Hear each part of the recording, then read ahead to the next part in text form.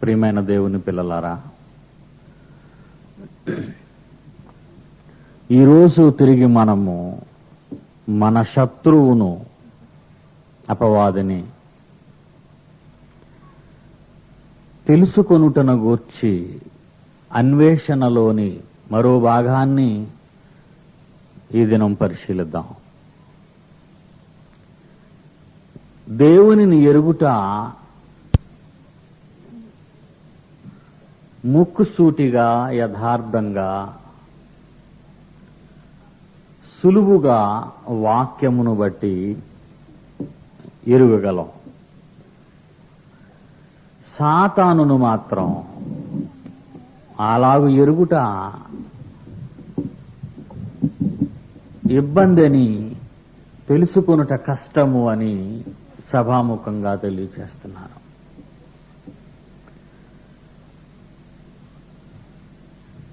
మనము ఎదుట వస్తువును గురి చూసి కొట్టకపోతే ఎలాగూ దానిని సాధించలేమో సాతానును కూడా అంతే. వాడి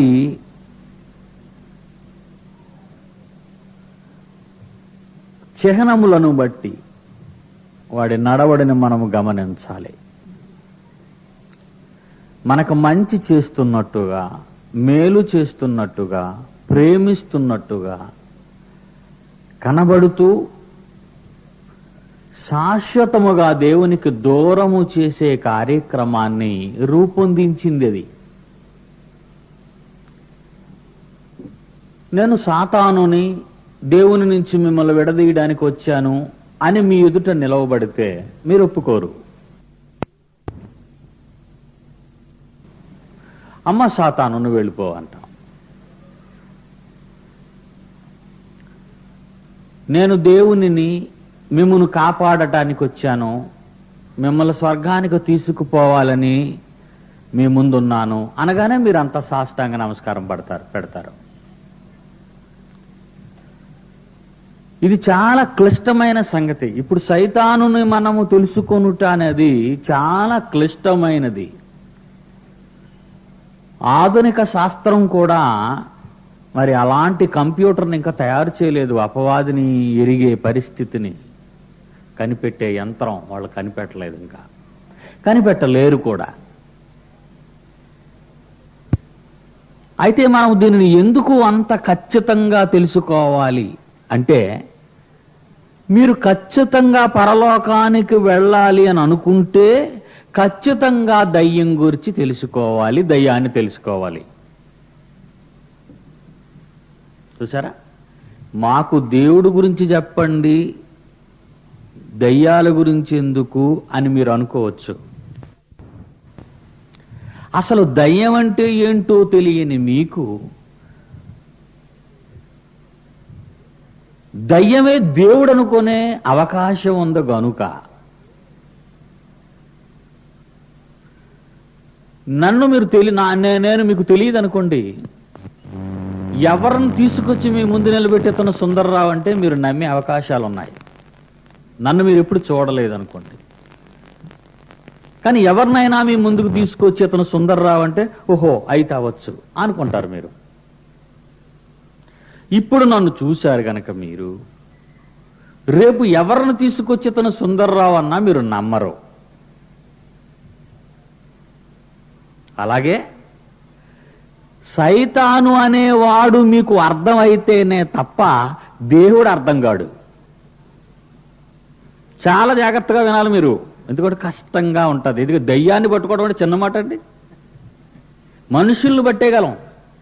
ఈ ప్రపంచంలో ఎక్కడ దాక్కున్నా, ఉన్న మహాసముద్రాల అడుగున ఏ మూల దాగి ఉన్నా, అంతరిక్షంలో ఎక్కడ వాడు దాక్కున్నా వాడిని పట్టగలం, మనిషిని. కానీ దయ్యాన్ని పట్టుకోలేరు మీరు. వాడిని పట్టుకునే ఏకైక యంత్రం ఈ బైబిల్. జాగ్రత్త సుమా. ఎందుకంటే వాడు ఇదే ముసుగులో ఇదే బైబిల్ను పట్టుకొని బైబిలుగా కనబడుతున్నాడు మనకి. చాలా జాగ్రత్తగా మనం వాడిని పట్టుకోవాలి. ఇప్పుడు మనల్ని మనం పరీక్షించుకుంటూ ఈ దయ్యపు ఆత్మలను గురించిన వివరణ మనకు చాలా అవసరం.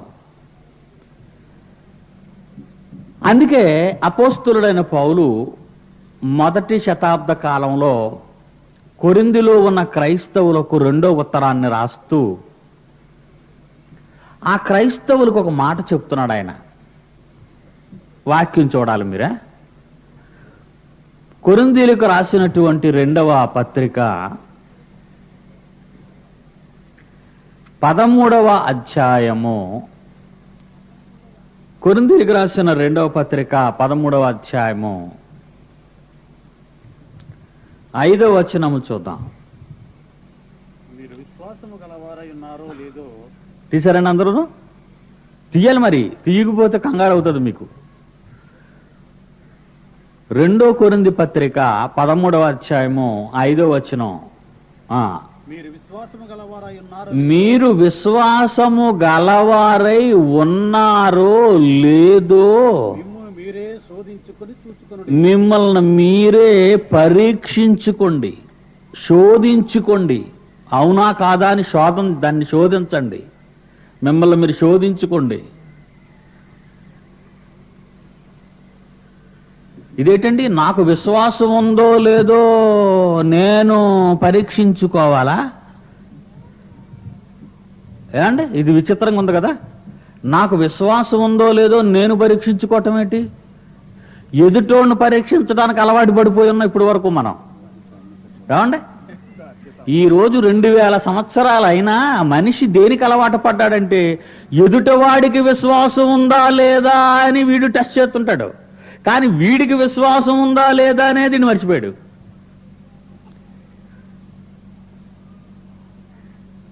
ఈ రోగ క్రిమి ఎక్కడి నుంచి వచ్చిందో తెలుసా మీకు? రోగ క్రిమిది ఎయిడ్స్ రోగ క్రిములు. మొత్తానికి పుట్టింది ఎయిడ్స్. ఒక్కడలో ఎక్కడో ప్రారంభమైంది. ఇప్పుడు ప్రపంచం అంతా తణుకంతా విస్తారంగా ఉందని విన్నారండి మన నిడదవోల్లో. ఎయిడ్స్ రోగం అట తణుకులో చాలా ఎక్కువగా ఉందని అంచనాలు వేసేశారు ఇప్పుడే.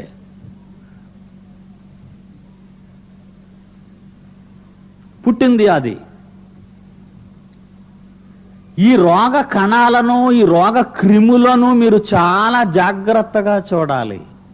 కనబడకపోతే అంటే మైక్రోస్కోప్ కింద చూస్తారు. మామూలు కంటికి కనబడవు అవి. మైక్రోస్కోప్ కింద చూస్తే పెద్ద పెద్దవి కనబడతాయి.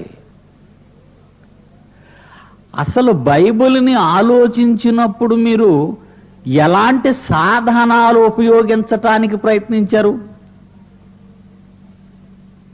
మీ తలకాయ పెట్టాలి అక్కడ. ఎందుకంటే సాతాను చాలా తెలివిగలవాడు. వాడు చాలా జాగ్రత్తగా వచ్చాడు ఇందులోకి. మనమేమనుకుంటాం, బైబుల్ తల కింద పెట్టుకుంటే దెయ్యాలు రావు అనుకునే రోజులు ఇవి. అవునండి, బైబుల్ తల కింద పెట్టుకుంటాం, అమ్మయ్య హాయిగా నిద్రపోయి. సైకలాజికల్ గా మీరు పడుకుంటున్నారు కానీ ఆడు అసలు మీలోనే ఉన్నాడు. సైకలాజికల్ గా ఫీల్ అయ్యి దెయ్యం, అమ్మయ్య బైబిల్ ఉంది దెయ్యం రాదు అని పడుకున్నారు అంతే మీరు. వాడు మీలో ఉండి మీతో బొజ్జున్నాడు అంతే. ఇది పుస్తకం. ఇది పుస్తకం తల కింద పేపర్లును అట్టానండి. ఇదేం కాపాడుతుంది మిమ్మల్ని? అక్షరాలును కాగితాలును ఇవన్నీ. ఇందులో ఉన్న దేవుని జ్ఞానము మీకు తెలిసి ఉండాలి. పుస్తకం తల కింద ఉంటే సుఖం లేదు. ఎదుటవాడికి విశ్వాసం గురించి, ఎదుటవాని విశ్వాసం గురించి పదే పదే మాట్లాడుకునే ఈ క్రైస్తవ లోకం అసలు అనుకునేవాడికి విశ్వాసం ఉందా లేదా అని అనుకుంటున్నారా? పరీక్షించుకుంటున్నారా వీళ్ళు? ఈ మాట పౌలు ఈరోజు చెప్పింది మన కోసం చెప్పింది కాదండి. 2000 సంవత్సరాలు అయింది మాట చెప్పి. మీరు విశ్వాసము గలవారై ఉన్నారో లేదో మిమ్మును మీరు పరీక్షించుకోండి. ఎక్కడికి వెళ్ళాలండి పరీక్షించడానికి? రక్తము, మలము ఇవన్నీ పరీక్షించడానికి ఉన్నాయి, ల్యాబ్లు ఉన్నాయి. అక్కడికి వెళ్ళి పరీక్షించుకుంటాం. మరి తలకాయ మెదడు తలకాయలో ఉన్న మెదడు సరైందో కాదో స్కానింగ్ మిషన్స్ ఉన్నాయి, అక్కడికి వెళ్ళి మనం పరీక్షించుకుంటాం. మరి బాడీ అంతా కూడా పరీక్షించే సాధనాలు ఈరోజు వైద్య రంగంలో అభివృద్ధి పొందాయి. అసలు విశ్వాసం అనేది కనబడదు, నమ్మకం అని మీకు తెలుసు. నమ్మకం కనబడని నమ్మకం సరి అయినదా కాదా అని చెప్పే యంత్రం ఎక్కడుందండి? ఏదైనా ఆబ్జెక్ట్ కనబడితే కదండి ఏ మిషన్ కిందకైనా పెట్టి చెక్ చేయడానికి, తలకాయో లేకపోతే మెడకాయో లేకపోతే గుండెకాయో లోన పెట్టి చెక్ చేయడానికి. విశ్వాసం అనేది కనబడదు. కనబడని విశ్వాసాన్ని స్కాన్ చేసే పరికరం ఏమైనా ఉందా? ఉంది. ప్రతి వాళ్ళు అనుకుంటారండి నేను భక్తునండి, నేను గొప్ప విశ్వాసినండి, ఏదో ఆ ప్రభు కృప వల్ల ఎలా చచ్చిపోయినా పర్లేదండి, పరలోకానికి వెళ్ళిపోతాను, ఏదోనండి దేవుడి సేవ చేసేసాను అని ఎవరికి వారే సర్టిఫికేట్లు ఇచ్చేసుకుంటూ వెళ్ళిపోతున్నారు. ఏదోనండి ఇలాగా ఐఏఎస్ అయిపోయానండి అని అనుకుంటారా మీరు కింద ఉన్నోళ్ళు? ఏదోనండి ఇలాగ ఐఏఎస్ అయిపోయానండి, ఐపీఎస్ అయిపోయానండి అనుకుంటారండి? దానికి ఎంత తగదా, ఎంత గొడవ, ఎన్ని ఎంట్రన్స్ ఎగ్జామినేషన్లు, ఎన్ని గొడవలు. ఆఫ్టర్ ఆల్ ప్రపంచంలో ఒక విద్యను అభ్యసించాలంటే ఎంతో కష్టపడే నీవు ఒక 60 ఏళ్ల బ్రతుకులో ఏదో ఉద్యోగాన్ని సంపాదించడానికో దేన్నో సాధించడానికో ఎన్నెన్నో మెరిట్స్ సంపాదించుకుంటున్నావు కష్టపడి. అది కూడా ఏం కాకుండా నేను పరలోకానికి వెళ్ళిపోతానని నీకు నువ్వే సర్టిఫై చేసేసుకుంటే అది ఎంతవరకు సమంజసం చెప్పండి? ఏదోనండి ఎంఏ అయిపోయాను అని నువ్వు 5వ క్లాస్ పాస్ అయ్యి అనుకుంటే అయిపోద్దా? ఏదోనండి ఎంఏ అయిపోయానండి అని నువ్వు 5 పాస్ అయ్యి అనుకుంటే అయిపోద్దండి? ఇక్కడ కాలేనిది ఏదోనండి ప్రభు కృప వల్ల ఈ రోజు నేను ఇలా చనిపోయినా పరలోకానికి వెళ్ళిపోతానండి అని దేనిని బట్టి అనగలుగుతున్నావు? అది నా ప్రశ్న. చాలా మంది ఏమనుకున్నారు, మోసపోతున్నారండి. ఈ మోసపూరితమైన నమ్మకములో విశ్వాసములో ఉన్నారు. నేను వెళ్ళిపోతావు నరకానికి, నేను వెళ్ళిపోతాను అనుకుంటున్నావు. ఎక్కడికి వెళతావో నువ్వు ఆలోచిస్తున్నావా? అది అంటున్నాడు, నిన్ను నీవు పరీక్షించుకో, నీ విశ్వాసం సరైందో కాదో. ఇబ్బందిగా ఉంది కదండి, కష్టమైంది. మన విశ్వాసము సరి అయినదో కాదో మనం పరీక్షించుకోవాలి. ఎందుకంటే నిన్న మీకు మాట చెప్పాను, నీ నామమును అద్భుతములు చేయలేదా, నీ నామమును దయ్యములు వెళ్ళగొట్టలేదా, నీ నామమును అనేకమైనవి మేము చేయలేదా అన్నప్పుడు ఆళ్ళ విశ్వాసాన్ని ఈ స్కానింగ్లకు తీసుకొస్తే అతనికేం కనబడిందంటే జీరో గాళీలంతానే అని ఏమన్నాడు వాళ్ళని? అక్రమము చేయువారులారా నా యొద్ద నుండి. అబ్బబ్బబ్బబ్బా, మరి వాళ్ళని బొమ్మంటే మీరు వాళ్ళ వెనకాతలు ఉన్నారు, మనం వాళ్ళ వెనకాతలు ఉండాలి. ఎందుకంటే ఈ పద్మశ్రీ పద్మవిభూషణ్ ఉన్నవాళ్ళు వీళ్ళంతా వాళ్ళ ముందు వెళ్ళాలి డోర్లో నుంచి. మనకు అలాంటివి ఏమీ లేవు, సాధారణమైన చిన్న చిన్న టైటిల్స్ కూడా మనకు లేవు. అలాంటి వాళ్ళని అక్కడి నుంచి తగిలేస్తుంటే నువ్వు లైన్లో ఫాలో అక్కడికి వెళ్తే ఎలాగవుతుంది? రైల్వే రిజర్వేషన్ దగ్గర క్యూలో నిలబడతారండి. పెద్ద లైన్, ఆ చివరికి వచ్చి నిలబడతాం మనం. ఏమండి టికెట్స్ ఉంటాయా మాకు రిజర్వేషన్ అంట ముందోడిని.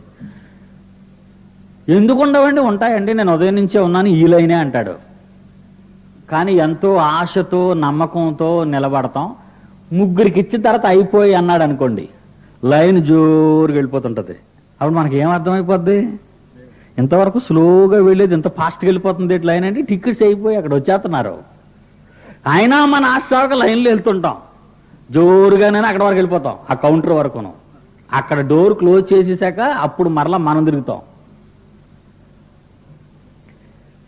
నేను భక్తుడిని, నాకేవో శక్తులున్నాయి, వరాలున్నాయి అనుకునేవాడే టర్న్ అయిపోయి వచ్చేస్తున్నాడు, గెటౌట్ అనిపించేసుకున్నాడు అక్కడ. మనం ఈ లైన్లో వెనకాతలు వెళ్ళాం అనుకోండి, నీకు వినిపించేది అదే. మరి ఇప్పుడు పరలోకం వెళ్ళేది ఎలా అండి? ఎప్పుడైనా మీరు ఆలోచిస్తున్నారా, అయ్యో నేను ఎలా పరలోకం వెళ్ళాలి, ఎలా పాస్ అవ్వాలి ఐఏఎస్ అనేది? చచ్చిపోతున్నారు ఈ మధ్యన పిల్లలు. ఎంట్రన్స్లు రాసేస్తున్నారు, ఆ టెస్టులు రాస్తున్నారు, ఎలాగైనా నేను ఐఏఎస్ అయిపోవాలి, కలెక్టర్ని అయిపోవాలి.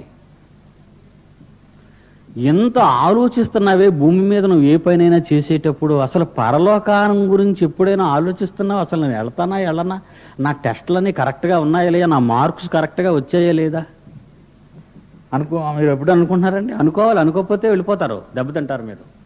పరలోకం అంటే ఏంటి? సులువుగా ఉందండి పరలోకం? సులువు అనుకుంటున్నారా పరలోకం? పరలోకం ఎలాడదో ఒక మంచి ఎగ్జాంపుల్ చెప్తానండి మీకు, బైబిల్ ఎగ్జాంపులే. మీకు ఇది చెప్తే గాని పరలోకం వెళ్ళడం ఎంత కష్టమో మీకు అర్థం అవదు. స్త్రీలు కనిన వారిలో, అలాగనే ఉందండి బైబిల్లో, స్త్రీలు కనిన వారిలో యోహాను కంటే గొప్పవాడు పుట్టి ఉండలేదు. యేసుప్రభువుకి ముందోడండి ఈయన. యేసుప్రభుని తెచ్చుకోకండి, జ్ఞాపకం తెచ్చుకోకండి. ఇక్కడ యేసుప్రభు తర్వాత పుట్టాడు.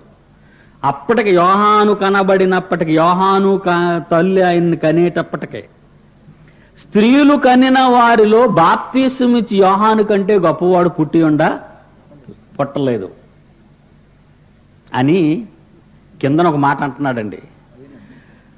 పరలోక రాజ్యములో అల్పుడు అయిన వాడు ఈ బాప్తీసమిచ్చి యోహాను కంటే గొప్పవాడు. ఇది మీకు మొదటిసారి మీకు అర్థం అవదు. ఇప్పుడు అయ్యగారు రెఫరెన్స్ చెప్తారు, మీరు బైబిల్ తీసి చూడండి.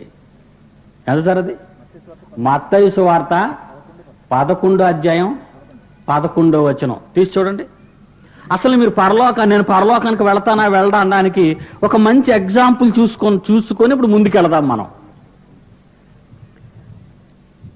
మత్తయి సువార్త 11 స్త్రీలు కనిన వారిలో యోహాను కంటే గొప్పవాడు పుట్టలేదు. నిజమేనండి. మరి యోహాను గొప్పవాడు కదండి. నిజంగా ఎంత గొప్పవాడు ఏంటండి, పీకు తీసేశారు ఆయనకి, నరికేశారు ఆయన్ని అని మరొక వివరణ ఇచ్చాడండి కిందనే. పరలోక రాజ్యంలో అల్పుడైన వాడు అంటే పరలోక రాజ్యంలో అందరికంటే లాస్ట్ బెంచీలో ఉన్నోడు అని అర్థం మన భాషలో. పరలోక రాజ్యంలో అందరికంటే చివరి బెంచీలో కూర్చొని ఉంటాడు చూసారండి. ఎక్కడో పరలోక రాజ్యం, ఆ రాజ్యంలో చివరి బెంచీలో ఉన్నాడు ఈయన, ఒక ఆయన. పరలోక రాజ్యంలో చివరి బెంచీలో ఉన్నవాడి కంటే వెనకాతల నేల మీద కూర్చున్నాడు. ఇప్పుడు చూద్దామండి. పరలోక రాజ్యములో అల్పుడు అంటే అందరికంటే తక్కువవాడు బాప్తీసమిచ్చి యోహాను కంటే గొప్పవాడు అన్నాడండి. ఇప్పుడు మీకు అర్థం అవ్వాలి, పరలోకం అంటే చాలా సులువుగా ఉందనుకుంటున్నారు చాలా మంది. పరలోకానికి వెళ్ళిపోవడం అంటే చాలా సులువండి, దేవుడు ప్రేమామయుడు, ఏదో నెమ్మదిగా మమ్మల్ని ఓవర్లుక్ చేసి లోనకు తోసేస్తాడు, మరేం భయం లేదండి, తిరిగినంతకాలం మన ఇష్టం వచ్చి తిరుగుతాం, ఏదో క్రైస్తవులుగా ఉండడానికో నటించటానికో అలవాటు పడిపోతున్నాం మనం, పర్వాలేదు, ఆఖరి క్షణాల్లో చచ్చిపోయిన ముందు ఆ దొంగవాడు సిలువలో ఎలాగైతే మార్పు చెందేశాడో మనం చచ్చిపోయే ముందు మార్పు చెందేస్తే పరలోకానికి వెళ్ళిపోతామని ఏమైనా తప్పుడు అభిప్రాయాల్లో ఒకవేళ ఉన్నారేమో. స్త్రీలు కనిన వారిలో యోహాను కంటే గొప్పవాడు లేడు అన్నాడు. పరలోక రాజ్యంలో అల్పుడైన వాడు యోహాను కంటే గొప్పవాడు. అలాగేనందరు బైబిల్లో పరలోక రాజ్యములో అల్పుడైన వాడు అతని కంటే గొప్పవాడు. అంటే ఇప్పుడు బాప్తిసమిచ్చి యోహాను ఎక్కడ కూర్చున్నాడు పరలోకంలో? చాలా ఆ చివరి సీటు కంటే వెనక సీటు. ఇప్పుడు మీరు ఎక్కడ ఉంటారు చెప్పండి? మీరు అంతా ఎక్కడ ఉంటారు ఇప్పుడు చెప్పండి? మీరు ధైర్యంగా చెప్పొచ్చు, మీరు అందరూ పోతారని. ఉన్నమాట చెప్తున్నాండి యథార్థంగా. మనం అనుకుంటున్నాం ఏదో గుడికి వెళ్తున్నాం, ప్రార్థన చేసేసుకుంటున్నాం, కానుక ఇచ్చేస్తున్నాం, మనం వెళ్ళకపోతే ఎవరు వెళ్తారు అనుకుంటున్నాం. మా ఆవిడ నన్ను అడగొచ్చు, ఏమంటే మనం వెళ్తామంటే, మనం వెళ్ళకపోతే ఎవరు వెళ్తామే అనొచ్చు నేను. ఏమంటే అయ్యగారిని అడిగితే మన సంఘం తప్పితే మిగిలిన సంఘాలు ఏమి రావు, మీరేం వర్రీ అవుతూ ధైర్యంగా ఉండండి అంటాడు, కానుక మాత్రం పంపించా అంటాడు. చూసారా ఎంత చిత్రమో? చాలా ప్రమాదకరమైన స్థాయి అండి. ఈ మోసంలో మనం ఎంతకాలం ఉంటాం? ఎంతకాలం కొట్టుకెళ్ళిపోతాం తెలుసా? చచ్చిపోయినంత వరకు. గొప్ప నమ్మకంలో చచ్చిపోతాం. చచ్చిపోయినంత వరకు ఈ నమ్మకం మీదే ఉంటామండి. బైబిల్ అన్నాడు చదవము. ఏమండి ఈ చెప్పుతున్నవాడు నిజం చెప్తున్నాడా అబద్ధం చెప్తున్నాడా చూడము. ఈ పరిస్థితి నిజంగా పరలోకానికి తీసుకెళ్తాదా అని చెక్ చేసుకోము, పరీక్షించుకోము. కానీ బ్రతుకుతాం. ఇలా బ్రతికి బ్రతికి బ్రతికి బ్రతికి బ్రతికి బ్రతికి ఏదో ఒక రోజు చచ్చిపోతాం. చచ్చిపోయిన తర్వాత ఏమంటాం? అయ్యగారు పరమపదించారండి అంటాం. ఈ బతికున్నోళ్ళు చచ్చిపోయినట్టుకి ఇచ్చిన సర్టిఫికెట్ అది. ఏమండి? పరమపదించాడట అంటే అక్కడికి వెళ్ళిపోయాడు పరలోకానికి. ఈయన చూశాడు, ఈయన చూసినట్టే చెప్తున్నాడండి. ఈయన వెళ్ళిపోయాడు, పరమపదించాడు, దేవుడి దగ్గరికి వెళ్ళిపోయాడండి. అప్పుడప్పుడు పిల్లలు అడుగుతున్నారు, అమ్మా నాన్న ఎక్కడికి వెళ్ళండి? దేవుడి దగ్గరికి వెళ్ళాడు నాయన. అలాగే చెప్తాం కదండి ఇంట్లోనూ. అసలు దేవుడి దగ్గరికి వెళ్ళాడో ఎక్కడికి వెళ్ళాడో మీకు తెలుసా? వెళ్ళాడో లేదో తెలియదు, కానీ వీళ్ళు మాత్రం ఒకటి తయారు చేస్తారండి. సమాధులు విశాఖపట్నంలో సమాధులు చలువరాళ్లతో వేస్తారండి. దాని మీద మాత్రం రాస్తారండి, ఈతడు క్రీస్తునందు నిద్రించి పరలోకానికి చేరుకున్నాడు ఆమెన్ అని. సమాధుల మీద రాయించేస్తారు పరలోకానికి వెళ్ళిపోయాడు అయ్యగారని. అమ్మగారు పరలోకానికి వెళ్ళిపోయారు సమాధి రాళ్ల మీద. మీరెవరు రాయడానికి? చెప్పండి, మీరెవరు రాయడానికి ఈయన సమాధిలోకి వెళ్ళి ఈయన పరలోకానికి వెళ్ళిపోయాడని? పేపర్లో ఏం చేస్తారు ఆయన ఫోటో? ఏమని? క్రీస్తునందు నిద్రించాడు అని. మీరు చూసారా క్రీస్తునందు నిద్రపోవడమేనా? ఊరి మీద నిద్రపోయాడు బతుకున్నంత కాలమును. ఏ రోజు దేవుడు గాని, సంఘం గాని, సేవ గాని ఏమీ లేదు. త్యాగాలు లేవు, నిస్వార్థమైన జీవితం లేదు, దేవుని కోసం బ్రతకాలనే కోరిక లేదు. ఏనాయనా దేవుని దగ్గరికి వస్తావా ఏంటి ఇవాళ మీటింగు? ఈవేళ కొంచెం పని ఉందండి రాలేకపోతున్నాను, రేపు ట్రై చేస్తానంటాడు. రేపు ట్రై చేస్తాడట. ఈయన గారు రాకపోతే దేవుడికి జరగదు. ఏమంటే ఈ మీటింగ్కి ఊర్లో ఉన్న వాళ్ళందరూ రాకపోతే ఎవరికి నష్టం? దేవుడికా? ఏమంటే దేవుడికి నష్టమా? దేవుడికి ఏమో నష్టం లేదండి. డైరీ రాస్తున్నాడు వీళ్ళ గురించి. ఎవరికి నష్టం లేదు, దేవుడికి అస్సలు నష్టం లేదు. ఎందుకు? ఆయనకి ఎందుకు నష్టం? చాలా జాగ్రత్తగా వినాలి మీరు. చచ్చిపోయిన వాళ్ళ మీద మనకున్న అభిప్రాయం ఏంటంటే ఇటు పరలోకానికి వెళ్ళిపోయాడనే తప్పుడు సర్టిఫికెట్లు ఇస్తున్నారు భూమి మీద ఉన్నోళ్ళంతా. ఏ రోజు గుళ్ళో కనపడ్డు, ఏ రోజు సంఘానికి రాడు, ఏదో పండగ రోజు కొత్త బట్టలు చూపించడానికి కనపడుతుంటాడు అప్పుడప్పుడు. అలాంటి వాడు చచ్చిపోయినప్పుడు స్మారక సభ ఏర్పాటు చేస్తారు ఇంటి దగ్గర. అవునండి, మీకు అన్ని గుర్తొస్తుండాలి ఇవన్నీ. ఈ స్మారక సభలో ఒక 5 ఇలాంటి పెద్దలు నిలబడి మాట్లాడుతుంటారు.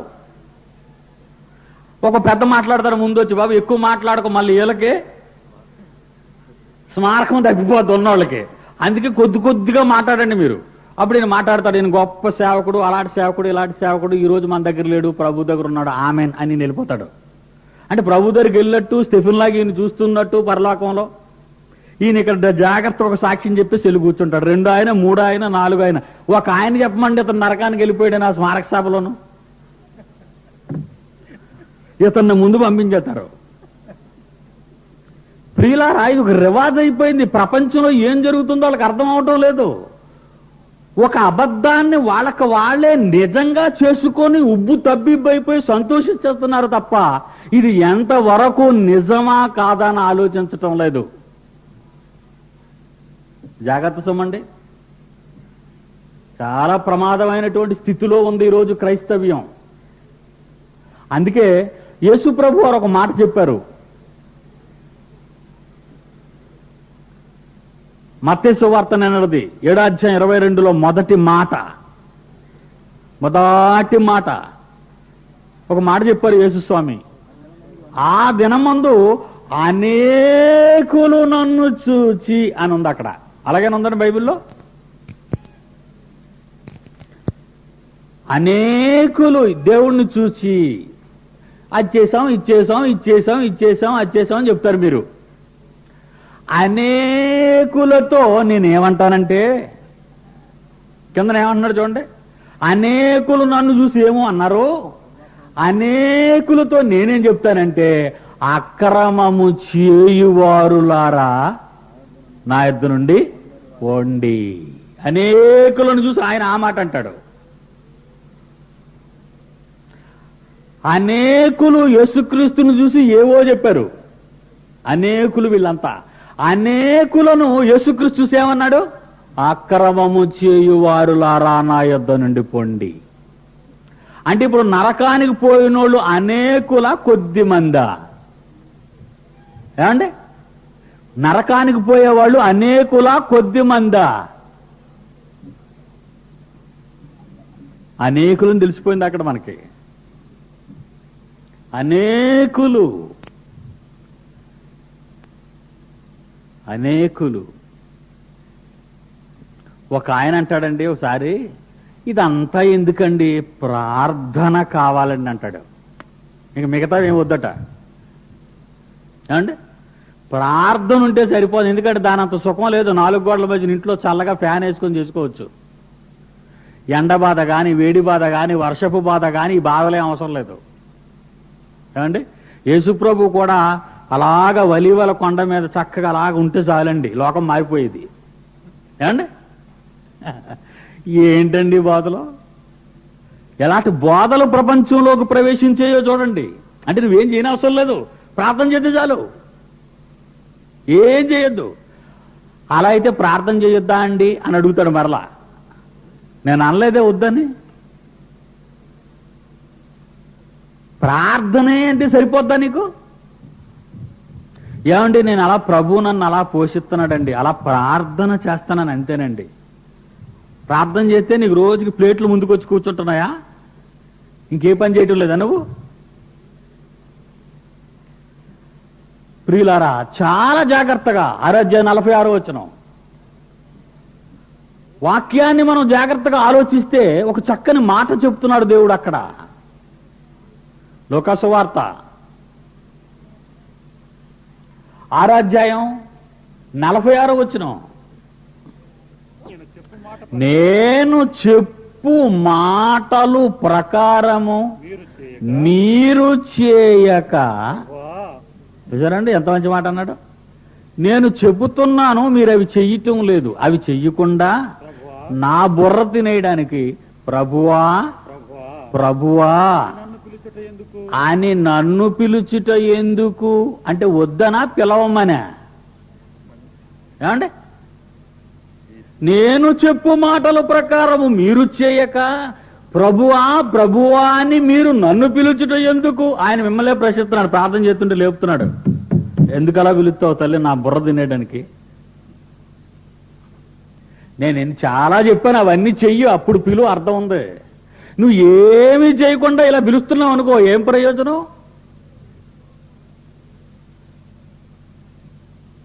చాలా జాగ్రత్తగా వినాలి మీరు.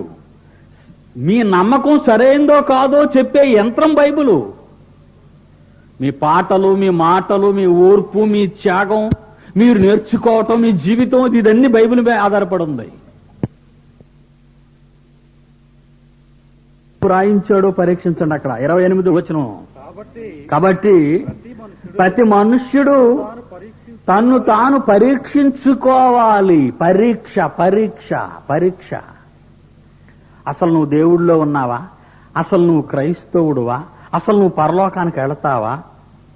ఇప్పుడు నీ ఉనికి సరైందేనా? నీ బండి సరిగ్గా గాడిలోనే ఉందా? రోడ్డు మీదే ఉందా? తన్ను తాను పరీక్షించుకోవాలి. అలా చేయకపోతే 30 ఇందువలననే ఈ సంఘంలో, కొరింథీ సంఘములో అనేకులు బలహీనులు, రోగులు, మూడో కేడరు చచ్చిపోయినోళ్ళు. 3 క్యాడర్స్ వచ్చాయండి చర్చిలో, 3 డిపార్ట్మెంట్లు. ఒక డిపార్ట్మెంట్ బలహీన డిపార్ట్మెంట్. డిసీజ్ ఎంటర్ అవుతుంది, అంతేనా కాదా? ఏమండి ఈ మధ్యన బలహీనంగా ఉందండి, ఎందుకో నడాలనిపించడం లేదంటే కొద్ది రోజులు అలాగే పడుకోండి, తర్వాత తెలిపిస్తారు అని అన్నాం అనుకోండి, ఆ తర్వాత లెగడు కూడా. అంటే ఏదో ఎంటర్ అయింది దీనికి. అప్పుడు వెంటనే డాక్టర్ గారిని సంప్రదించాలి. ఎందుకో బాబు ఈ మధ్య నాకు మాట్లాడాలనిపించటం లేదు, తినాలనిపించటం లేదు, వినాలనిపించటం లేదు, చూడాలనిపించటం లేదు, ఎలర్జీగా ఉందంటే అప్పుడు డాక్టర్ గారు మందు వేసేసి టక్కని చర్చ చేస్తారు. లెగాలనిపించడం లేదు కనుక మంచం మీద పడుకోవడమే ఆనందం అని నువ్వు అనుకున్నావు అనుకో, ఆ తర్వాత లెగాలనుకున్నావు, నువ్వు లెగలేవు, సీరియస్ అవుతుంది అది. సంఘాల్లో కొంతమంది బలహీనులున్నారు, కొంతమంది రోగులున్నారు. ఈ రోగాన్ని కూడా మీరు నిర్లక్ష్యం చేస్తే డెడ్ బాడీలుగా మారిపోతారన్నాడు. అంతే కదండి మరి. రోగులు, బలహీనులు, రోగులు, చచ్చినోళ్ళు. ఇది ఎవరి గురించి చెప్తున్నారు అనుకున్నారు? సంఘములో ఉన్న క్రైస్తవులు. చచ్చిపోవటం అంటే అర్థం ఏంటి? ఈ శరీరం చచ్చిపోవటం అనుకున్నారా? జీవించుచున్నావన్న పేరు మాత్రము సంఘములో నీకున్నది గాని అది ఆ కేడరకు చెందిన వాళ్ళు. మీకు అర్థమైందా? జీవించుచున్నావన్న పేరుంది కానీ నీవు మృతుడవే అన్నాడు. అంటే క్రైస్తవుడనని నువ్వు అనుకుంటున్నావు కానీ నువ్వు కాదు. ఆరోగ్యవంతుడనని నువ్వు అనుకుంటున్నావు కాదు, నువ్వు రోగివి. బలము గలవాడనని అనుకుంటున్నావు కాదు, నువ్వు బలహీనుడవు. ఎంత చక్కగా చెప్పాడో చూడండి. అనేకులు ఏ మాట చెప్పాడంటే ఆ మాట చూడండి, మంచి మాట. అది చాలా చక్కగా చెప్పాడు. అది ఇందువలననే మీలో అనేకులు బలహీనులను రోగులునై ఉండగా చాలా మంది నిద్రించుచున్నారు. ఎక్కువ మంది చచ్చిపోయిన వాళ్ళే. ఎందులో చచ్చిపోయిన వాళ్ళు? భూమి మీద చచ్చిపోయిన వాళ్ళు కాదండి వీళ్ళు, దేవునిలో చచ్చిపోయిన వాళ్ళు అని అర్థం. ఇక్కడ దేవుళ్ళో లేరు, డెడ్ బాడీలు. ఇప్పుడు సంఘం గురించి మంచి ప్రార్థన చేశారు, సంఘాల గురించి మంచి ప్రార్థన చేశాడు ఆయన. సంఘాలన్నీ దెబ్బతినేసాయి ఆయన అని. అంటే మొత్తం అక్కడ కూడుకునేవన్నీ శవాలని అర్థం. మా ఈ భాష మాట్లాడితే బాగా అర్థమవుతుందని మాట్లాడుతున్నాను. అక్కడ ఉన్నవన్నీ శవాలని అర్థం. వీళ్ళు ఎందుకు శవాలు అయిపోయారు? బలహీనత వచ్చినప్పుడు సరి చేసుకోలేదు, రోగం వచ్చినప్పుడు సరి చేసుకోలేదు, ఇప్పుడు చచ్చిపోయారు. చచ్చిపోయినా పాటలు పాడుతున్నారు, ప్రార్థనలు చేస్తున్నారు. దాని సంగతి చెప్పండి. అంతే. ఎవరికి వాళ్ళకేమైనా లాభం ఉందా దానివల్ల? లేదు. నువ్వు చావక ముందు నీ జీవితాన్ని సరి చేసుకోవాలి నువ్వు. ప్రియులారా, అందుకే పౌలు అంటున్నాడు, ఈరోజు సంఘాలు వాడి దశ ఏంటి? క్రైస్తవుడా నీ దశ ఏంటి? ఉదయం ఒక అబ్బాయితో మాట్లాడుతున్నాను, చిన్న టాపిక్ మాట్లాడుతుంటే ఈ చర్చి అంటాం మనం, చర్చి అంటాం. చర్చ్ అనగానే గోడలు, ఒక చక్కగా మంచి సిలువ, గంట, అదే మనకు అర్థమవుతుంది. ఎందుకంటే చిన్నప్పటి నుంచి మనకు అదే నేర్పించేశారు. భాషలో ఎలాంటి భయంకరంగా మాట్లాడుతుంటామంటే మనం క్రైస్తవులుగా, చర్చికి వెళ్దామా అండి అంటాం. అలాగే కదండి అంట, చేయండి చర్చికి వెళ్దామా, ఈవేళ చర్చికి వెళ్దాం, చర్చికి వెళ్దాం, అమ్మో చర్చికి వెళ్ళిపోవాలి మనందరూ పోదండి అంటారు. ఏంటి ఆ భాష అంతా తప్పు అండి, తెలుసా మీకు? ఆ భాష అంతా తప్పు. ఇంగ్లీషు తెలియని వాడు ఇంగ్లీషు పండితుడి దగ్గర మాట్లాడితే ఎలాగుంటుంది? నవ్వుకుంటాడు, ఒత్తిగా ట్రై చేస్తున్నట్టున్నాడు ఇంగ్లీషు గురించి అని. ఏంటి మనందరూ చచ్చిపోదామా? చచ్చిపోదాం. ఈ బైబిల్ని మీరు ఎన్నోసార్లు చదివారు, చాలాసార్లు చదివారు. ఇప్పుడు నేను తీసేది కూడా మీరు చదివి ఉంటారు. 2 కొరింథీ మీరు తీయండి. 2 కొరింథీ 6వ అధ్యాయం. ఉదయం అబ్బాయితో మాట్లాడుతున్నాను, డౌట్ అడుగుతుంటే 2 కొరింథీ 6వ అధ్యాయం. 1 కొరింథీ 6వ అధ్యాయం. 2 కొరింథీ కంటే 1 కొరింథీ బాగుంటుంది. 1 కొరింథీ 6వ అధ్యాయం 19వ వచనం. మీ దేహము దేవుని వలన మీకు అనుగ్రహింపబడి, మీ శరీరం దేవుని వలన మీకు ఇవ్వబడింది, మీ శరీరం పరిశుద్ధాత్మక ఆలయం అని అక్కడ ఉంది. ఇంతకీ దేవుడికి ఆలయం ఏదండి? దేవాలయం అంటాం. దేవాలయం అంటే దేవుని ఆలయం. దేవుని ఆలయం ఏదండి? దేవుని ఆలయం మీ శరీరాలు, నా శరీరం, ఇవి దేవుని ఆలయాలు. దేవుని ఆలయాలైన మీరు దేవాలయంకి వెళ్దామంటున్నారేటి? చూసారా? మీరు దేవుని ఆలయాలని మేము ఇప్పుడు బైబిల్ చెప్పిందని నేను కాదు, మీరు దేవుని ఆలయాలు అంటున్నాడు ఆయన. మీరు దేవుని ఆలయాలు అనుకున్నప్పుడు మీరు దేవాలయానికి వెళ్తామంటున్నారట. అదేంటిది అంటే దేవుడు ఈ ఆలయంలో లేడు. అక్కడ మీరు ఏం చెప్తున్నారనమాట? దేవుడికి నేను ఆలయం కాదు, అడుగోళ్ళు అక్కడ ఉన్నాడు అని చెప్తున్నావు. మీకు అర్థమైందా లేదా? చూసారా మిమ్మల్ని ఎలా మార్చేసాడు వాడు? ఎవడో హీరో రాత్రి చెప్పాను, ఈజ్ ఎ రియల్ హీరో. మీరు దేవుని ఆలయాలు అని బైబిల్ చెప్పిందండి. మీరేమైనా మాట్లాడుకుంటారు? మనందరూ గుడికి వెళ్ళిపోతాం పదండి, మనం అందరూ దేవాలయానికి వెళ్ళిపోతాం పదండి అంటే అది మిమ్మల్ని ఏం చేశాడనమాట వాడు? మీరు దేవాలయాలు కాదని, మీరు ఒక పనికిరాని సరుకని, మీరన్నీ శవాలని వాడు చేసేశాడు మిమ్మల్ని. కనుక దేవాలయంకి వెళ్దాం అంటున్నారు. మీరు చూపిస్తున్నారు అల్లదిగో దేవాలయం. యేసు ప్రభు కూడా ఒక ఆమె చూపిస్తుందండి దేవాలయాలు ఎక్కడున్నాయో. అది చూస్తారా మీరు? చూడాలి మరి. ఎందుకంటే ఆయన జీవితంలో అనేక రాబోయే భయంకర సంగతులను మనస్సులో పెట్టుకొని మహా అద్భుతమైన బోధ 2000 సంవత్సరాల క్రితం ఈ ప్రపంచానికి చేసి చూపించాడు ఆయన. 4 యోహాను సువార్త. 4 యోహాను సువార్త.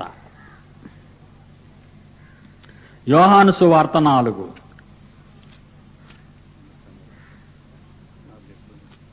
యోహాను సువార్త 4 20వ వచనంలో ఆ సమరయ స్త్రీ అంటుంది యేసుక్రీస్తుతో, యోహాను 4:20, మా పితరులు అబ్రహాము, ఇస్సాకు, యాకోబులు వాళ్ళకు పుట్టిన ఇశ్రాయేలీలందరూ, పాతకాలంలో ఉన్న ఇశ్రాయేలీలు ఈ పర్వతమందు, ఈ పర్వతం ఇదిగో ఇదిగో ఈ పర్వతమే సీనాయి, ఈ పర్వతమందు ఆరాధించిరి. కనుక దేవుడు ఎక్కడున్నాడు? కొండ మీద అని చూపిస్తుంది యేసుప్రభుకి. దేవుడు ఎక్కడున్నాడండి? కొండ మీద. ఊర్లో లేడా? ఊర్లోనూ లేడు, మాలోనూ లేడు. కొండెక్కించాం. ఉంటే మంచోడు కాదు కనుక, ఉంటే మేము మారాలి కనుక, మా దగ్గర ఉంటే మా బుర్ర తినేస్తాడు దేవుడు కనుక. కనుక దేవుడిని ఎక్కడ పెట్టేయాలి? ముస్సాలు అయిపోయిన తర్వాత ఊరకే సొనుగుతుంటారండి వీళ్ళు ఎక్కువ. అప్పుడేం చేద్దాం? బాబు ఈ ముసలోని తీసుకెళ్ళి వరండాలో పడేయమంటాం. ఎందుకంటున్నావు ఆ మాట? నీ తండ్రి నీ తల్లి కావచ్చు, కానీ ఆ మాట ఎందుకు విసిగిపోతున్నావు? ఒకనాటి ప్రజలు దేవుణ్ణి ఉన్నతమైన స్థలములో చూడాలనే ఆశయాన్ని మర్చిపోయి ప్రజలకు దూరంగా ఉంచాలనే పరిస్థితికి తీసుకొచ్చింది సైతాను. దేవుడు ఉన్నతుడు కనుక ఉన్నత స్థలంలో ఉండాలని దేవుని ఆలోచన ఆ కాలంలో. కానీ మానవ ఆలోచన ఎలా తయారైందంటే, ఉన్నతమైన వాడు కాదు వీడు, ఉన్నవాడు, ఉంటే మన బుర్ర తినేసేవాడు కనుక మనకు దూరంగా ఉండటమే మనకు ఆరోగ్యం. ఆ కొండ మీద ఉండేవాడండి దేవుడు. అంట తర్వాత ఏమందండి? కానీ ఆరాధించవలసిన స్థలము అసలు గుడి, అసలు సిసలైన గుడి. ఏం గుడి అనుకున్నారు? అది బంగారు దేవాలయం సొలొమోను గారు కట్టించింది. ఒకప్పుడు ఆ కొండ మీద ఉండేవాడండి ఆయన. కానీ అసలు స్థలం మాత్రం యెరూషలేములో తర్వాత కాలంలో లేటెస్ట్ చర్చ్ ఒక ఆయన కట్టించాడు సొలొమోను. బంగారు అక్కడ ఉంది అంది. అంటే 2 చర్చ్ అడ్రస్లు చెప్పింది. ఎవరికి? యేసు ప్రభుకి. ఎటు నీకు తెలియదు ఏమంటే? ఈయనకి చర్చిల అడ్రస్లు కానీ చర్చ్ అంటే ఏంటి నీకు తెలియదు పాపం. 2 దేవాలయాల అడ్రస్లు చెప్పింది. అప్పుడు ఆయన అన్నాడు, ఎంత చక్కగా మాట్లాడుతున్నాడు, అమ్మా ఒక కాలము వచ్చుచున్నది, ఆ కాలమందు ఈ పర్వతం, ఇప్పుడు నాకు చూపించవే పర్వతం, ఈ పర్వతము మీద గాని, అదిగో యెరూషలేము బంగారు దేవాలయం గురించి మాట్లాడు ఎంతసేపు, ఆ దేవాలయంలో గాని మీరు తండ్రిని ఆరాధింపరు, నా మాట నమ్మమ్మా అన్నాడు. అంటే నా మాట నమ్మమ్మా అని గొప్ప దేవుడు అంటున్నాడు. ఒక సామాన్యమైన స్త్రీతో నా మాట నమ్మమ్మా, నా మాట నమ్మమ్మా అంటే నా మాట మీరు ఎప్పటికీ నమ్మరమ్మా అని అర్థం. ఏం చేశారండి అయ్యగారు? ఇంకొక గంట చెప్తే బాగున్ను, ముందు గంటను మర్చిపోతామని. నా మాట నమ్మమ్మా, నా మాట నమ్మమ్మా. నమ్మని ప్రపంచం రాబోతుంది గనుక, నమ్మని ప్రజలు ఈ ప్రపంచంలో పుట్టుకొస్తున్నారు గనుక, యేసు మాటలను గౌరవించని జనాంగము నా జనాంగమని చెప్పుకునే వేషధారులు రాబోతున్నారు కనుక నా మాట నమ్మమ్మా అన్నాడు. ఇక్కడ అక్కడ ఆరాధనలు జరగవన్నాడు. ఎక్కడ జరగాలి ఆరాధన చెప్పండి? ఆరాధన స్థలాలు లేవు. అసలు స్థలాన్ని దేవుడికి ఇవ్వకుండా ఏవో స్థలాలు మీరు ఆయనకి సెట్ చేస్తే ఆయన ఉంటాడేట అక్కడ. ఏమంటే ఆయనకు కావలసిన స్థలం మీరు చెప్పగలరా? ఏదో మీ శరీరం చెప్పేసాడు ఇందులో ఇందాక 6వ అధ్యాయంలో. ఆయనకు కావలసినది మీ శరీరము. మీ శరీరములు దేవుని వల్ల మీకు అనుగ్రహింపబడి పరిశుద్ధాత్మకు ఆలయమై ఉన్నదని మీరు ఎరుగరా అన్నాడు. చూడండి, అది ఆయన స్థలం. ఈ స్థలం, ఈ శరీరాన్ని దేవునికి ఇవ్వకుండా మరో స్థలంలో నువ్వు కూర్చో తండ్రి అంటే ఆయన కూర్చునేవాడు కాడు. ఆయనకు కావలసింది నువ్వివ్వకుండా నీకిష్టమైనది ఆయనకిస్తే ఆయనకెందుకు? ఆయనకిష్టమైనది నువ్వివ్వాలి. నీకిష్టమైనది ఆయనకి సెట్ చేయకు ఆరాధించటానికి. రాత్రి చెప్పాను, గుర్తు చేస్తాను మరలాది. ధనవంతుడు అగ్నిగుండంలో ఉన్నాడు. అబ్రహాం అన్న మాట జ్ఞాపకం చేసుకోండి. కుమారుడా, 25వ వచనంలో 16వ అధ్యాయం లోకాసు వార్త. కుమారుడా, నీవు నీ జీవిత కాలమందు నీకిష్టమైనట్టు సుఖం అనుభవించావు. అది రైటా? నీవు నీ జీవిత కాలమందు నాకిష్టమైనట్టు కష్టం అనుభవించితివా? అది పాయింట్ అయింది. నీవు నీ జీవిత కాలమందు నాకిష్టమైనట్టు కష్టం అనుభవించావా? లేదు నీకిష్టమైనట్టు సుఖం అనుభవించావా? నువ్వు ఇక్కడికి వచ్చేయడానికి గల కారణం ఏంటో తెలుసా? ఇక్కడికే నరకానికి, అగ్నిగుండంలో ఉన్న వీడితో చెప్తున్నాడు అక్కడ అబ్రహాము. అసలు నువ్వు ఇక్కడికి రావడానికి ప్రధాన కారణం ఏంటో తెలుసా? ఏ రోజు నువ్వు చెక్ చేసుకోలేదు ఎక్కడికి వెళ్ళిపోతావో. ఇప్పుడు విషయం చెప్తున్నాను విను. జీవిత కాలములో నీవు నీకిష్టమైనట్టు బ్రతికావు కనుక ఇక్కడికి వచ్చేసావు. అదే నాకిష్టమైనట్టు బ్రతికితే లాజర్ ఇక్కడికి వచ్చాడు. నాకిష్టమైనట్టు బ్రతికాడు గనక దేవదూతల్లో కూడా పంపాను ఆయన తీసుకురావడానికి. లాజర్ చచ్చిపోయినప్పుడు ఎవరు వచ్చారటమ్మ తీసుకెళ్ళడానికి? ఉందా బైబిల్లో? ఉంది. అంటే మనం కళ్ళు మూసేయగానే దేవదూతలు కనబడలేదనుకోండి, అప్పుడు మనకేమర్థం అయిపోద్ది? ఇంకా తెలియలేదా మీకు? చచ్చిపోయాం అనుకోండి, చచ్చిపోగానే శరీరంలో నుంచి ఆత్మ బయటకు వచ్చేస్తుంది. రాగానే ఈ ప్రసంగాలన్నీ మనకు గుర్తుండాలి. అప్పుడు దేవదూతల గురించి ఎదుగుతుంటాం ఎక్కడైనా వచ్చారేమని. రాలేదనుకోండి, అప్పుడు మీ పరిస్థితి ఏంటి చెప్పండి? అక్కడ తెలిసిపోద్ది వాతావరణం అంతా మీకు. అయిపోయింది మన పని అని. అయితే 7 సంవత్సరాలు విందు ఒకటి ఉందని ఏమైనా గుర్తొస్తుంది మీకు? అప్పుడు విందులు, వింతలు, వంటలో ఏముండవు. అలాంటి ఆశలేం పెట్టుకోకండి. అయిపోయాడు. ఎందుకంటే ధనవంతుడు చచ్చిపోగానే అందాక ఈయన విందుకి వెళ్తాడు, ఒక దగ్గర ఉంచమని చెప్పలేదు.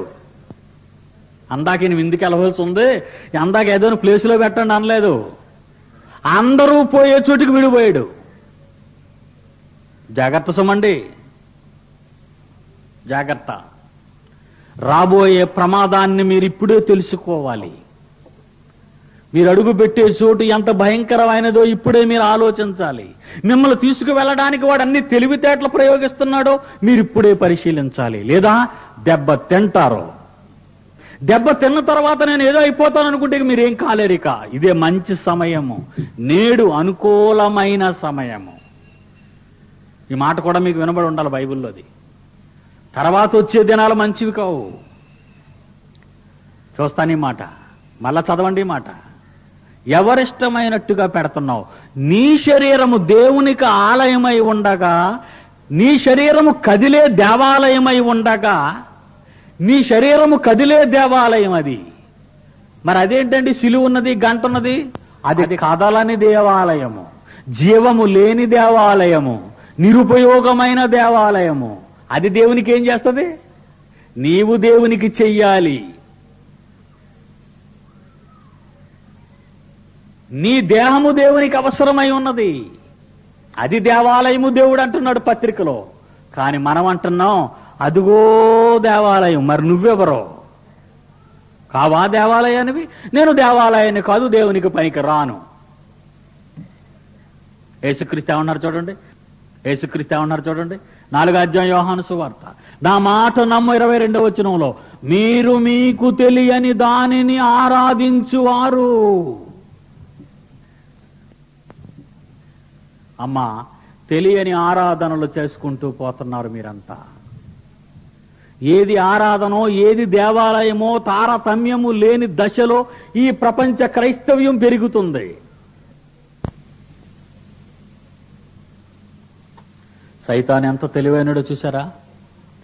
నీవు ఎవరవో, నీ స్థితి ఏంటో నీకు జ్ఞాపకము లేకుండా చేసి నిన్ను దారుణమైన స్థితిలో బంధించిందది.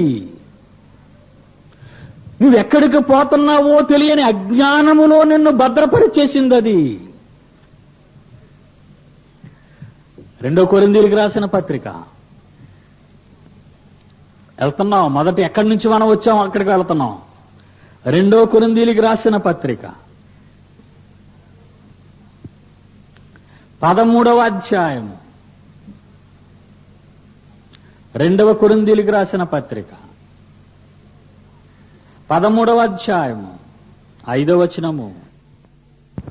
మీరు విశ్వాసము గలవారై ఉన్నారో లేదో మిమ్మును మీరే పరిశోధించుకొని చూచుకొనుడి, మిమ్మును మీరే పరీక్షించుకొనుడి. ఎంత మంచి మాట! మీకు విశ్వాసం ఉందో లేదో, మీరు విశ్వాసులో కాదో మిమ్మల్ని మీరు పరీక్షించుకోండి. లేదా ప్రమాదములో పడే అవకాశములు ఎక్కువగా కనబడుచున్నవి గనుక అనేకులు బలహీనులు, రోగులు సంఘాలలో శవాలుగా మారిపోతున్నారు గనుక, జీవము కలిగే ఆలయమై ఉన్న మీరు జీవము లేని వాటిని ఆలయాలుగా చూస్తున్నారు గనుక, చూపించుచున్నారు గనుక. అయితే సుందర్రావు గారు మరి మరి కట్టించుకున్నాం కదండి, మరి అక్కడికి మేము వెళ్ళొద్దా అని నేను అనలేదండి. మీరు అడగనవసరం లేదా ప్రశ్న. అది మీరు కూర్చునే చోటు, మీరు అక్కడికి వెళ్ళాలి. అది మీరు కూర్చునే చోటు, దేవుని ఆలయము కూడుకుని చోటది. అది రైట్, అది ఉండాలి, కాదంటం లేదు. కానీ దేవాలయములు మీరు కూర్చునే చోటు మాత్రమే అది.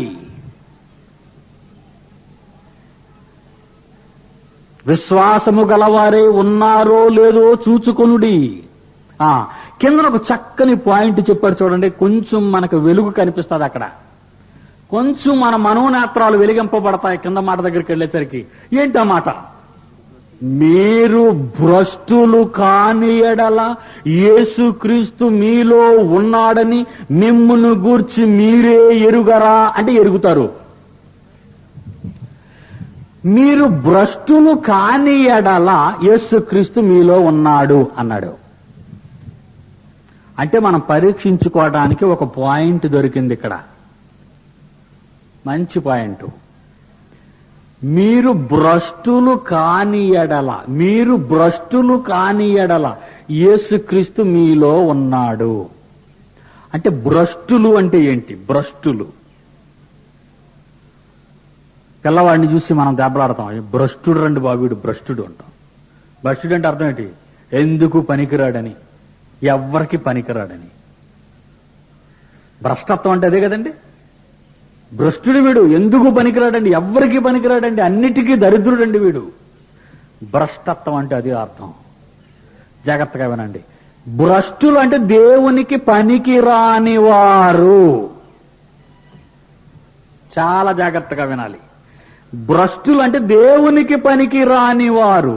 మీరు భ్రష్టులు కాని ఎడల, మీరు దేవునికి పనికి రాని వారు కాని ఎడల యేసుక్రీస్తు మీలో ఉన్నాడన్నాడు. అంటే మీరు యేసుక్రీస్తుకు పనికొచ్చేవారైతే యేసుక్రీస్తు మీలో ఉంటాడు. మీరు యేసుక్రీస్తుకు పనికొస్తున్నారా? చావు ఎత్తుక్కుంటూ ఎలా క్లిష్టంగా వస్తున్నాం చూసారా? ఇప్పుడు మీరు యేసుక్రీస్తుకు పనికొచ్చారా, పనికొస్తున్నారా లేదా? నేను యేసుక్రీస్తుకి ఏమైనా పనికొచ్చానా? మీరు భ్రష్టులు కాని ఎడల యేసుక్రీస్తు మీలో ఉన్నాడన్నాడు. అంటే మనం భ్రష్టులు కాదని అనుకుందాం కాసేపు. మేము భ్రష్టులం కాదండి, ఓకే.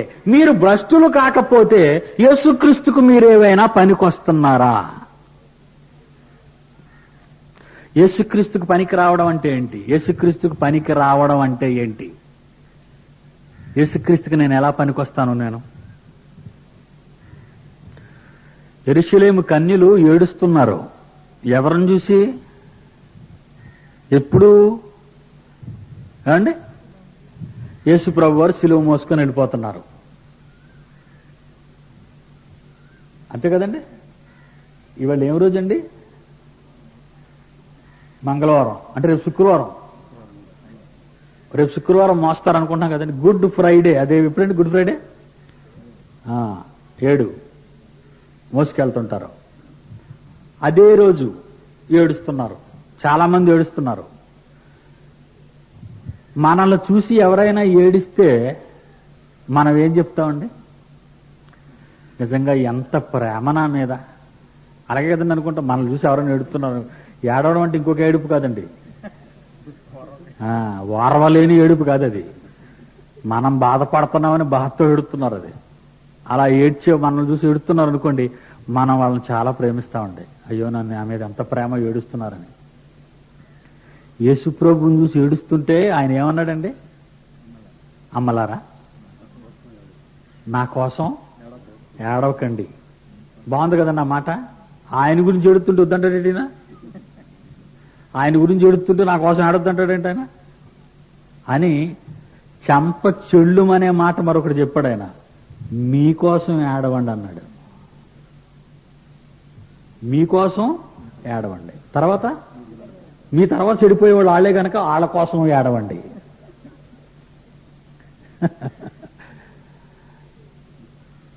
ఈ ఊర్లో ఒక విచిత్రం జరిగిందండి. మేము ఇక్కడికి వచ్చేటప్పుడు 86లో ఓ పాస్టర్ గారు ఉన్నారు. పాపం ఆయన ఎంతో భక్తిగా ఉంటాడు. ఆయన కొడుకున్నాడు.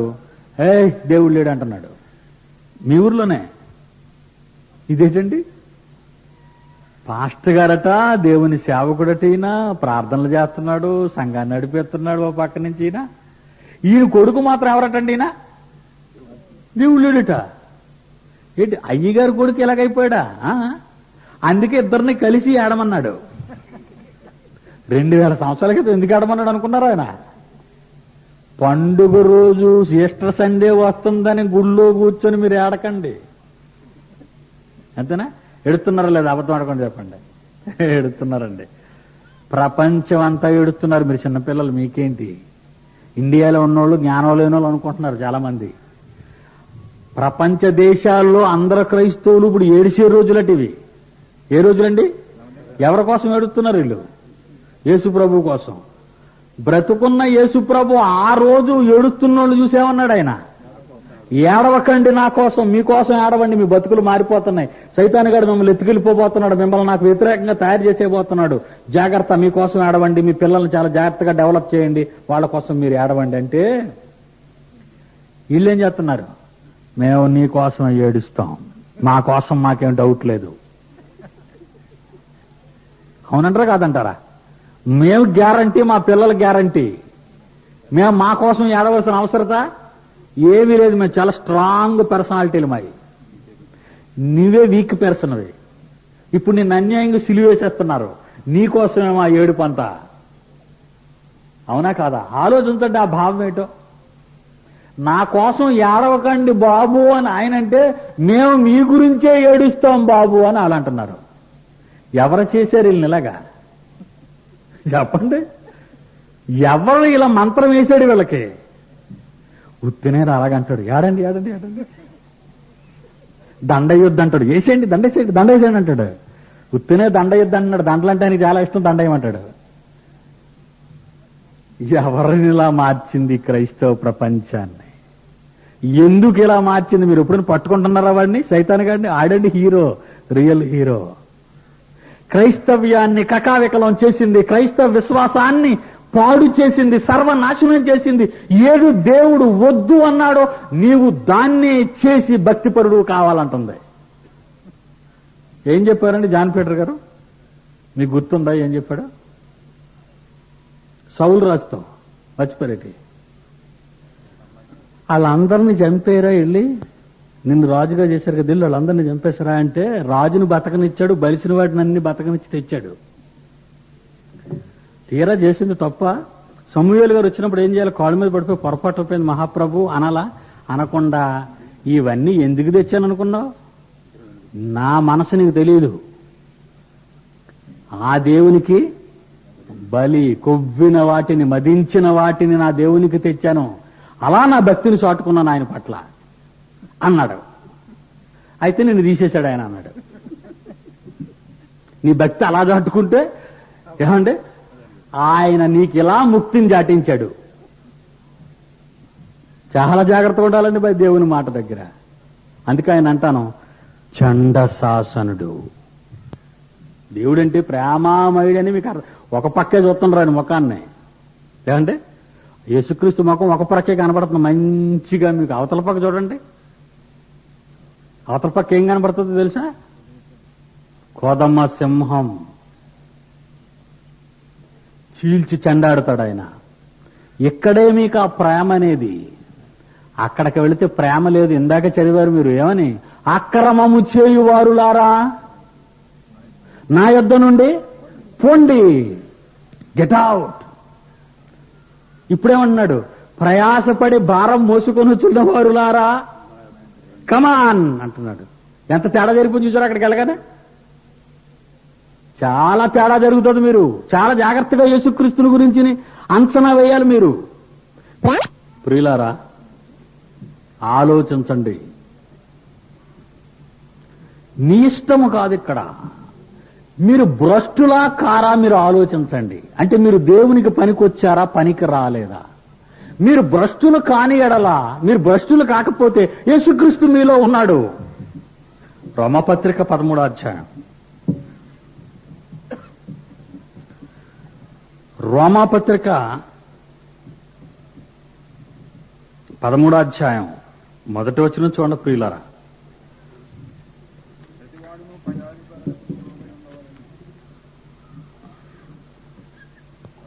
పన్నెండవ అధ్యాయం 1వ వచనం. కాబట్టి సహోదరులారా పరిశుద్ధమును దేవునికి అనుకూలమైన సజీవ యాగముగా మీ శరీరములను ఆయనకు సమర్పించండి. మీ శరీరములు ఆయనకిచ్చేయండి. మీ శరీరాలు ఆయనకిచ్చేయండి. మీ శరీరాలు ఆయనకిచ్చేయండి. మీ శరీరాలు ఎవరికి ఇవ్వాలి చెప్పండి? ఇప్పుడు మీరు ఆయనకి ఇవ్వాలి. ఇస్తున్నారా?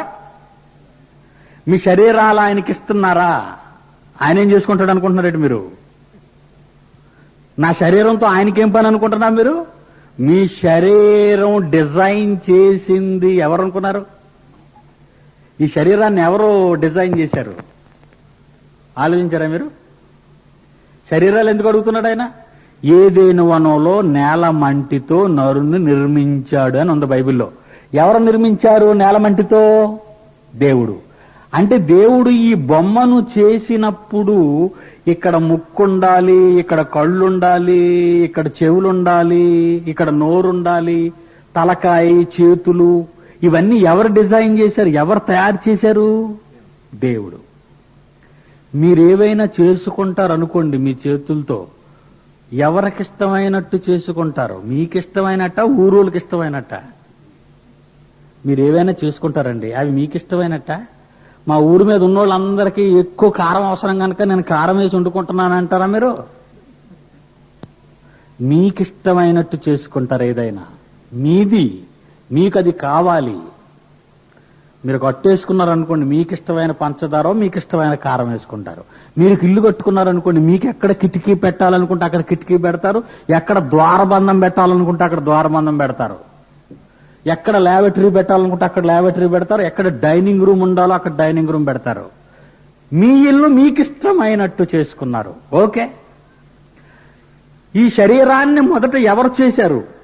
ఈ శరీరాన్ని మీకు తెలిసిన బైబిల్లో ఈ శరీరాన్ని ఎవరు చేశారు? దేవుడు. దేవుని ఆలోచన చొప్పున దేవునికి ఇష్టమైనట్టు నీకు ముక్కొచ్చింది, మర్చిపోకు. దేవునికి ఇష్టమైనట్టుగా నీకు కాళ్ళు చేతులు వచ్చాయి, మర్చిపోకు. నీ ఇష్ట ప్రకారం కాదు. దేవుని ఇష్ట ప్రకారము మీకు కాళ్ళు చేతులు ముక్కు వచ్చింది ఈ శరీరం. ఆయన చేశాడు, ఆ శరీరాన్ని డిజైన్ చేశాడు ఆయనకిష్టమైనట్టు. మరి మీకున్న ఈ శరీరాలు దేవునికి ఇష్టమైనట్టు నిర్మించుకున్నప్పుడు ఈ శరీరాలు ఎవరవని ఇందాక మీరు బైబిల్లో చదివారు? మీ దేహములు దేవుని వలన మీకు అనుగ్రహింపబడి అని చదివారు 1 కొరింథీ 6:19. అలాగనే చదివారు, మీ దేహములు దేవుని వలన మీకు అనుగ్రహింపబడి అని చదివారు మీరు. అంటే ఈ శరీరాలు ఎవరు అన్నమాట? దేవునివి. ఎవరిష్ట ప్రకారంగా ఈ ఆకారం తయారైందన్నమాట? దేవుని ఇష్ట ప్రకారంగా. ఇప్పుడు ఈ ఆకారాల్ని ఎవరిష్ట ప్రకారంగా ప్రస్తుతం మీరు వాడుతున్నారు చెప్పండి? చంపేశాడండి బాబు అనుకుంటున్నారా? ఎండలో ఈడ్చుకొచ్చారు పాపం ఆకారాలని. కొన్ని ఆకారాలు వచ్చాయి చూసారు ఇప్పుడు మనందరి మధ్య నుంచి. కొన్ని ఆకారాలు వచ్చాయి ఎక్కడి నుంచో, కడల నుంచి ఈడ్చుకొచ్చారు. ఎన్ని కిలోమీటర్లు ఉంటాయండి కడల నుంచినా? ఎన్ని కిలోమీటర్లు ఉంటాయండి? 20 కిలోమీటర్లు ఈడ్చుకొచ్చారు ఎండలో. ఎవరిష్ట ప్రకారం జరిగిందనుకుంటున్నారు అది? నిన్న ఏడ్చలేకపోయారేమో, నన్ను ఎందుకు ఏడ్చలేకపోయారో తెలీదు, కానీ ఇవాళ ఈడ్చేశారు అట్లని. మంచిది. నిన్నటి నుంచి ఈడుస్తున్నారు చాలా మంది. దేవునికి స్తోత్రం, సంతోషం. ఏడవనివి కూడా ఉన్నాయి ఇప్పుడు మన మధ్య. ఏడవలేకపోతున్నారు వాటిల్ని. అంటే అంటుకుపోయే గట్టిగా. ఎవరిష్ట ప్రకారము ఈ శరీరములు ఆయనవి, ఈ శరీరములు ఆయనవి. ఆయన వలన, ఆయన ఇష్ట ప్రకారము, ఆయన తన ఇష్టము కొరకు వీటిని చేస్తే మీరు మీ ఇష్టం కొరకు వాటిని వాడుకోవటం ఎంతవరకు న్యాయం చెప్పండి? దేవుడు తన ఇష్ట ప్రకారము ఈ శరీరాన్ని ఆయన చేసుకుంటే మీరు మీ ఇష్ట ప్రకారము వాటిని వాడుకుంటున్నారు. ఇది న్యాయమా? ఇది గవర్నమెంట్ రోడ్డు వేశారు, మీ ఇష్టం యువతల పక్క నీళ్ళు ఇష్టం వచ్చినట్టుగా ఈ నీళ్ళు అవతల కాలంలో పోవాలని రోడ్డు దెబ్బేశారు అనుకోండి, మధ్య నుంచి ఊరుకుంటారంటే ఏమంటే? గవర్నమెంట్ R&B వాళ్ళు ఊరుకుంటారా? రోడ్డు అండ్ బిల్డింగ్స్ వాళ్ళు అవతల కాలంలోకి నీరు పోవాలని యువతల ఉన్న ఇంటికల ఆయన ఈ బాత్రూంలో నీరు అవతలకు పోవడానికి ఈయన ఈ బాత్రూమ్ దగ్గర నుంచి పెద్ద గొయ్యి దెబ్బేశారు అనుకోండి, అవతలకి వచ్చిన బళ్ళన్నీ ఆగిపోతాయి అక్కడ. నువ్వెవరు తవ్వేయడానికి? ఆ రోడ్డు గవర్నమెంట్ వారిది.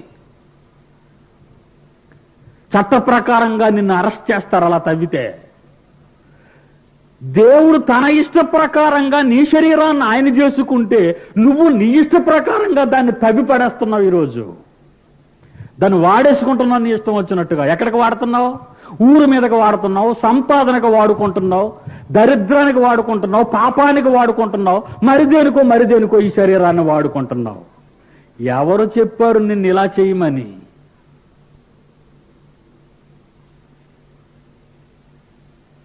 చదవండి 12వ అధ్యాయం రోమాపత్రిక. సహోదరులారా, పరిశుద్ధమును దేవునికి అనుకూలమైన సజీవ యాగముగా మీ శరీరములను ఆయనకు సమర్పించుకోవాలి. చచ్చిపోయాక శవాన్ని దేవుడి దగ్గర పడతారని తీసుకొచ్చి, బతుకున్నంతకాలం ఎప్పుడాడు గుడికి రాడు కానీ చచ్చిపోయాక పెట్టిలో పెట్టి గుడి దగ్గర తీసుకొస్తారు అయ్యగారిని పెట్టిలో పెట్టి. తెలుసా ఇప్పుడు జరుగుతున్నది అదే కదండి.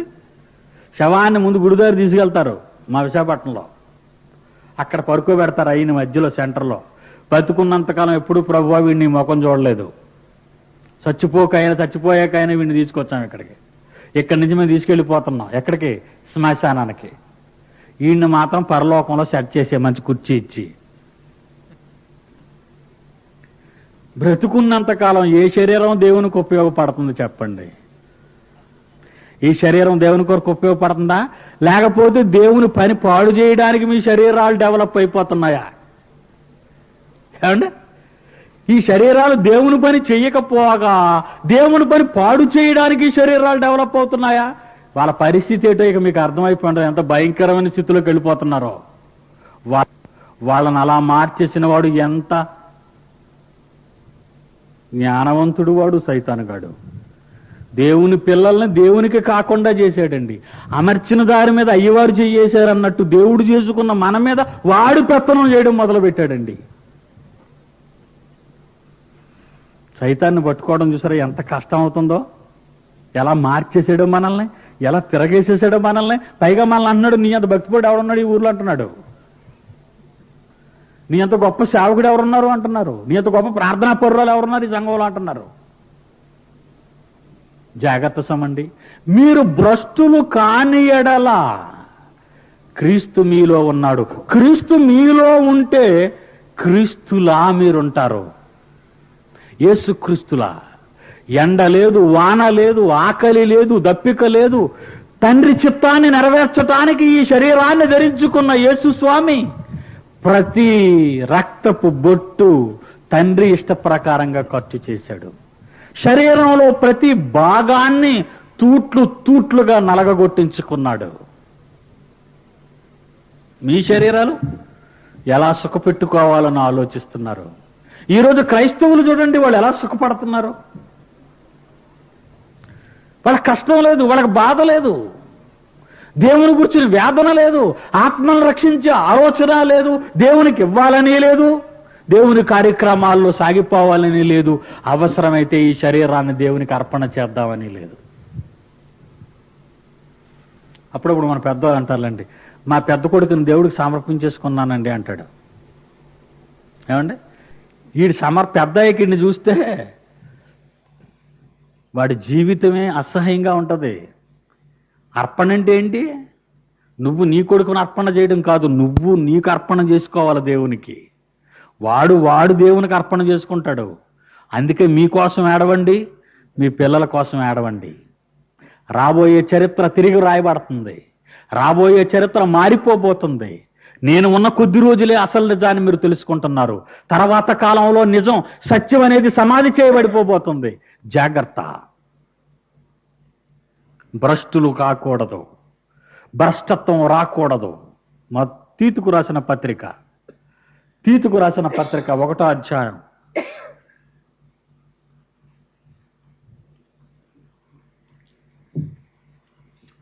ఆఖరి వచనం చూడండి ప్రియులరా.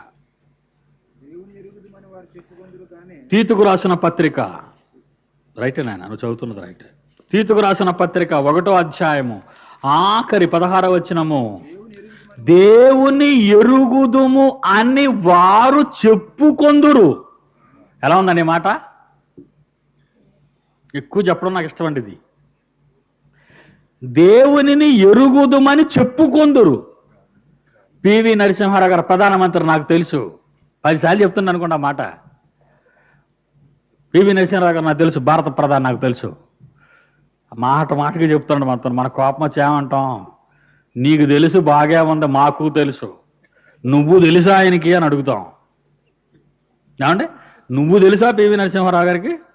నువ్వు తెలుసా భారత ప్రధానికి? 80 కోట్ల మంది భారతీయులకు తెలుసు పివి నరసింహారావు ప్రధాని అని. నువ్వు మళ్ళీ కొత్తగా చెప్తావేటి మాకు? ఈరోజు 176 కోట్ల మంది క్రైస్తవులు అదే మాట అంటున్నారు, దేవునిని ఎరుగుదుమని చెప్పుకొందురు. కానీ అసహ్యులు ఎవరండి? వీళ్ళే. ఎవరు దేవునిని ఎరుగుదుమని చెప్పుకొందురో వాళ్ళు అని అర్థం. దేవునిని ఎరుగుదుమని చెప్పుకొన్నవారు, దేవునిని ఎరుగుదుమని చెప్పుకొందురు వారు అసహ్యులును, అవిధేయులును, ప్రతి సత్కార్యమునకు భ్రష్టులనై ఉండి తమ క్రియల వలన దేవునిని ఎరుగమన్నట్టున్నారు. స్కానింగ్ లో మంచి రిపోర్ట్ వచ్చింది, అంతే కదండి. మిషన్లోకి వెళ్ళేసరికి మంచి రిపోర్ట్ ఇచ్చింది మనకి. డాక్టర్ దగ్గరికి వెళ్ళాం అనుకోండి, ఒంట్లో బాగలేదు అన్నాం అనుకోండి, చక్కగా ఉంటాడు, పౌడర్ రాసుకున్నాడు, సెంటు కొట్టాడు, మంచి బట్టలు వేసుకున్నాడు, ఒంట్లో బాగాలేకపోవడం ఏంటి, చక్కగా ఉన్నాడు కదా అనుకోవచ్చు. కానీ ఏం చేస్తాడండి, ఆయనకు అనుమానం వస్తే మీరు ఎక్స్రే తీయించుకోవాలండి అని రాస్తాడు. అంటే జబ్బు బయటకు కనబడటం లేదు కానీ లోన ఉంది. అది ఫోటో స్టూడియోలోకి వెళ్తే తీసే ఫోటో కాదు అది. ఆడు మీద బొమ్మ తీసేస్తాడు. ఆడు మీద బొమ్మలో రోగం కనపడదు, లోపల బొమ్మలో కనపడుతుంది రోగం. ఎక్స్రే అన్నారు దాన్ని. కనుక లోపలి బొమ్మలో తీయించాలి. ఆ లోపల బొమ్మ తెచ్చిన తర్వాత ఎక్స్రే ఫోటోని అప్పుడు డాక్టర్ గారు చెక్ చేస్తారు. ఒక 100 ఇంజక్షన్లు రాస్తాడు, అప్పుడు 100 సూదులు వేసుకోమంటాడు. అంత పెద్ద రోగమా? మరి ఈ సెంటు పౌడరు.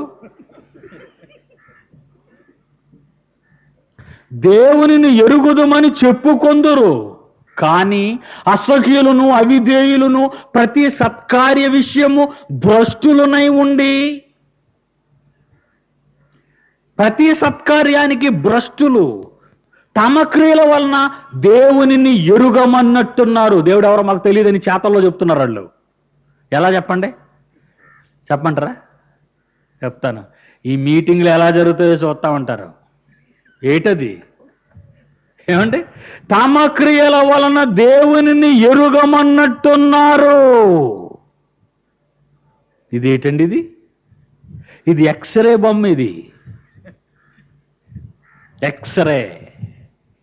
సోదర సోదరీమణులారా, సాతాను ఎంత కుయుక్తి గలవాడు,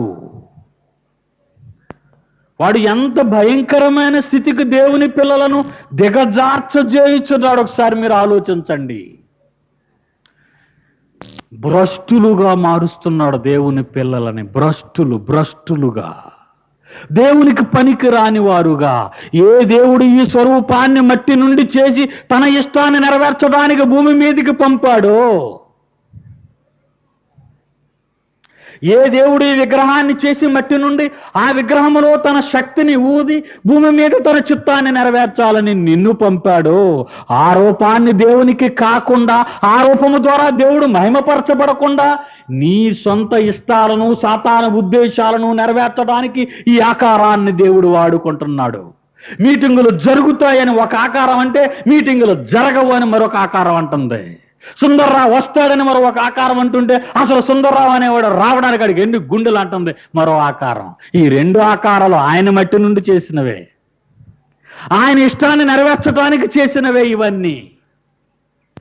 దేవుని ఇష్టాన్ని నెరవేర్చడానికి చేయబడిన ఈ విగ్రహాలన్నీ, దేవుని యొక్క చిత్తాన్ని నెరవేర్చవలసిన ఈ స్వరూపాలన్నీ దేవునికి కాకుండా, దేవునికి దూరంగా ఆ సైతాను ఎలా పాడు చేశాడో ఒకసారి చూడండి ఈ ప్రపంచాన్ని.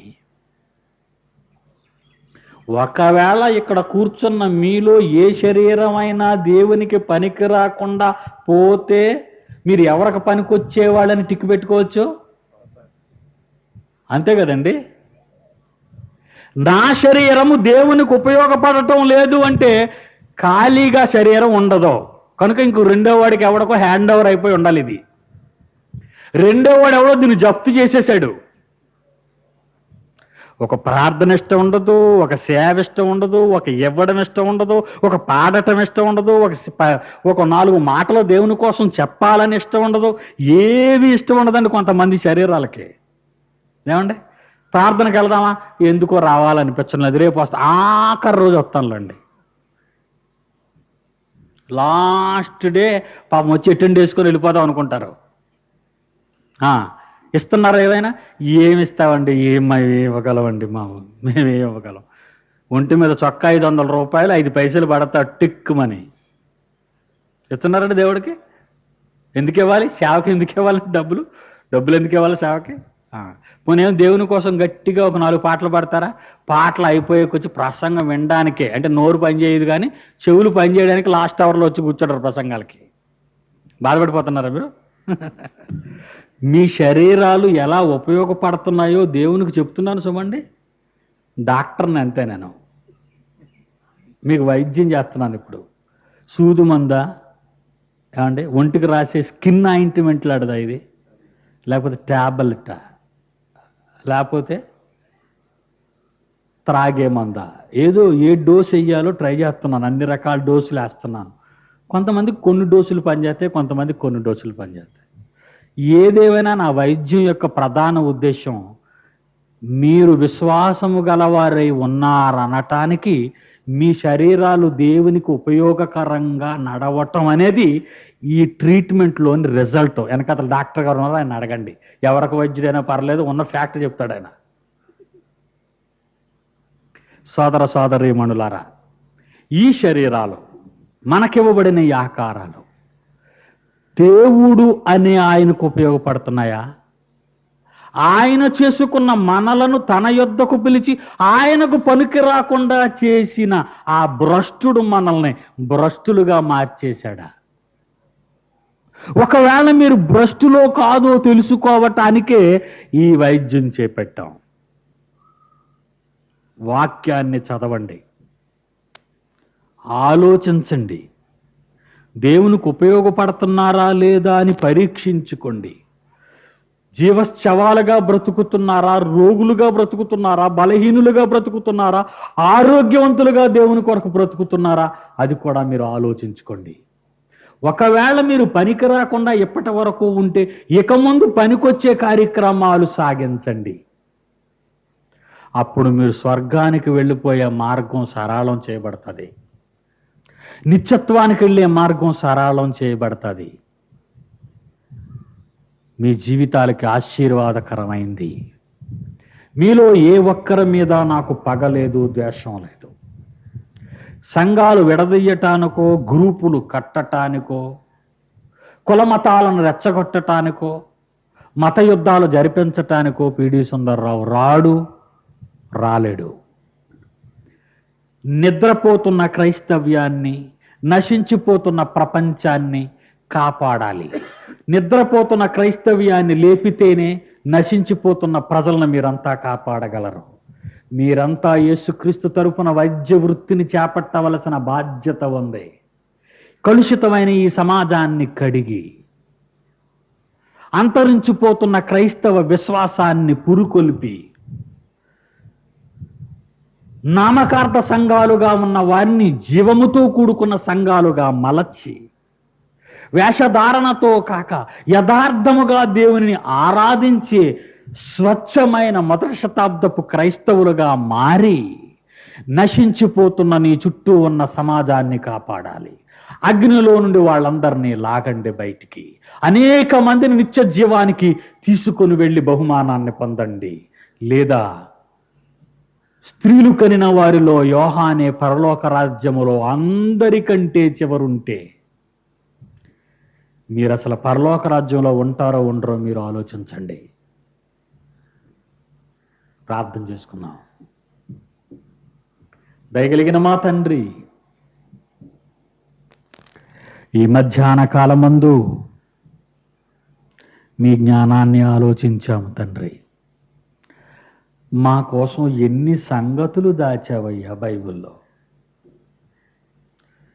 ఈ యుగ సంబంధమైన దేవత యేసు ప్రకటించిన ఈ సువార్త ప్రకాశింపకుండా నమ్మని అవిశ్వాసులైన వారి మనోనేత్రాలకు అంధత్వాన్ని కలుగచేసింది అని ఈనాడు రాసిన మాట కాదది.